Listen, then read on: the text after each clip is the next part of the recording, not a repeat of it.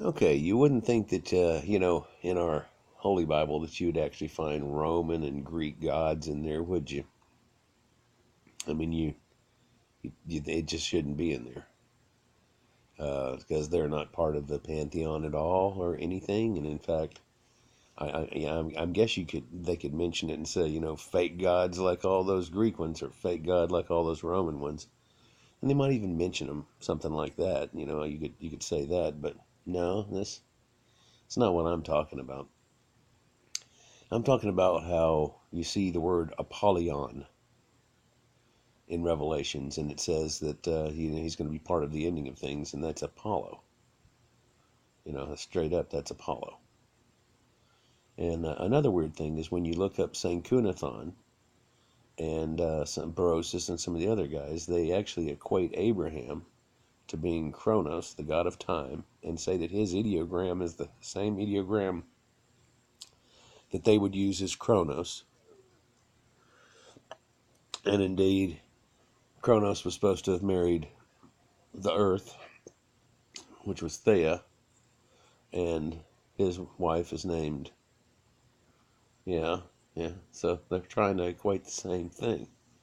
And indeed, Jacob looks like his is the same one as Saturn is. And of course, Greek and Roman, if you remember, Saturn and Cronus are the same god. Just, all the gods, they've kind of put them together and say they're the same guy. But here it shows it to be separate. In fact, Saturn was the one or Cronus was the one that ate all of his children, if you'll remember, and stuff, and sacrificed them. And if you'll look, he tries to sacrifice Isaac in like a mock sacrifice, and then God stops him, right? So they've always had this Greek thing in there, and the sad thing is that now they're figuring out that all the oldest Bibles, of course, are Greek, and the Septuagint and things, but you think that they must have been transcribing for him or doing something, and now we come to find out, no, no, no, it was there all the time, people, and they actually wrote it.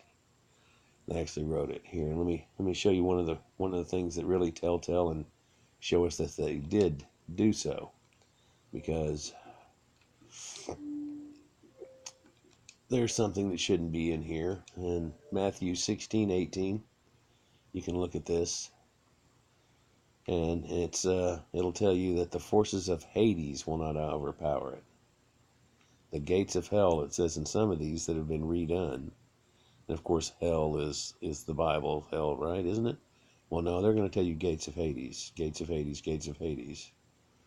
Well, I didn't think we had a gates of Hades situation going on. That's a Greek thing. That's just, does he really say that? Yeah, he says gates of Hades right there. In fact,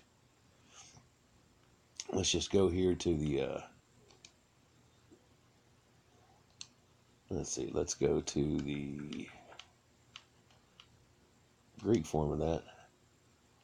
Let's see what it says here. I moreover say to you that you are Peter, and on this rock, and you see how this Peter and the rock, Petra is rock, and Peter is Petros. And so Petros and Petra, and you see how that kind of is a play on words, right? that's the funny joke they put in there. You can see how there's plays on words, but here we go. Of Hades, the gates of Hades, Hadao. Yeah, that's it. That's the Greek word. So let's look at that real quick and stuff. Yeah, you'll descend to Hades. Shall be brought to hell, but Hades will be brought in Hades. Hades, huh? That's just odd that you'd possibly have Hades in there. Hadao. Click on Hadao again. Let's see what that is. Yep, exact same. They're going to pull exact same on it. Well, that just seems weird. Yeah. And whenever he talks about sky in this exact same phrase, just a chapter or two up, the word on sky is actually Oranos. It's, yeah, it's actually the next planet out that no one could ever see, Uranus, Oranos. He was known as Sky, and Rhea was known as Earth, his wife. And sure enough, who's Noah's wife? Isn't that odd? Isn't that odd? Well, let's see here. Let's find another odd one here real quick. Revelations. We'll go to that. Revelations 11:8. Let's see where Jesus was actually crucified at here.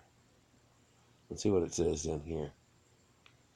And the bodies will lie in Main Street in Jerusalem. The city is figuratively called Sodom and Egypt, the city where the Lord was crucified. What? Yeah, they're telling you that, here we go, Jesus was crucified in Sodom, and Sodom, like Sodom and Gomorrah, are Egypt. You see this, right? And their dead bodies shall lie in the street of the great city, which spiritually is called Sodom and Egypt, where also our Lord was crucified. You see that, right? Isn't that odd? Just find that odd that the Lord would have been crucified there. I mean, don't you think it's a little odd it's showing up like that? Because I sure do. Let's see, there's one more I want to show you too that links all this together. See if I can find it real quick here in my notes, so I don't have to go looking for it all like crazy.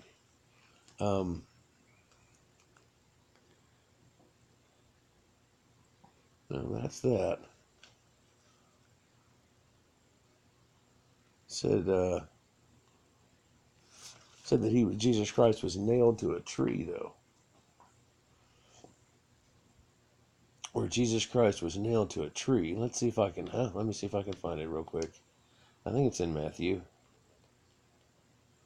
It wasn't in Matthew, was it? It was in John or Luke something. I'm gonna have to find it and put it in another one. I'm pretty sure Matthew 16:18. There we are with Hades, though, again, people. And Hades will not prevail. Sure enough. And Jesus was killed in Egypt, which is actually Sodom and Gomorrah now. He was crucified there. There's another statement in here where they say he was crucified on a tree. I don't have to find it right now for you, but I will shortly and put out another video for you. I've not written down the place, or can't find it on my pad right now, but we'll get to it. But yeah, stick with me. We'll find more of this crazy stuff that's here in the Bible and show you how it all goes together. But this shows you the Greek influence that's just sitting in your face, bristling the whole time. Appreciate y'all.